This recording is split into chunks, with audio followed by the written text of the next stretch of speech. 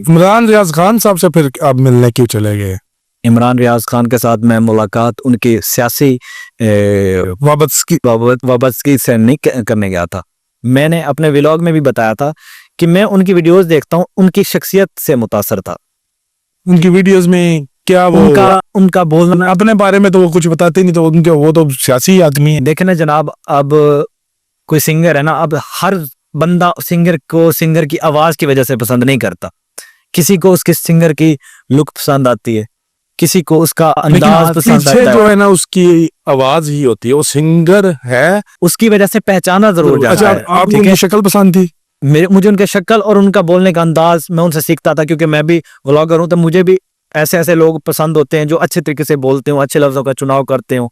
ठीक है, क्योंकि मैं भी इसी फील्ड के रिलेटेड हूं ना, इस फील्ड के रिलेटेड हूं, तो मुझे भी उनसे कुछ ना कुछ सीखने की वो दिमाग में वो चीज होती है। ठीक है, कि इस बंदे को इतनी दुनिया सुनती है, तो ये क्यों सुनती है, क्यों सुनती है, वो बोलता कैसे है। ठीक है, वो चीजें मैं उनसे जो है अपने इल्म की तलाश में आप उधर गए, उनके पास गया हूँ। उनके ज़ाहिर आप जिनको ज्यादा फॉलो करें तो उनके साथ आपको मोहब्बत भी होती है।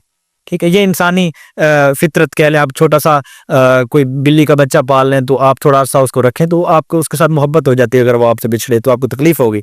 तो मतलब उनको फॉलो करता हूँ, तो मुझे उनसे मोहब्बत भी है और देखता भी था, तो इसलिए मैं उनके साथ मिलने गया। मैंने उनको मिला, बहुत अच्छे इंसान पाया उनको।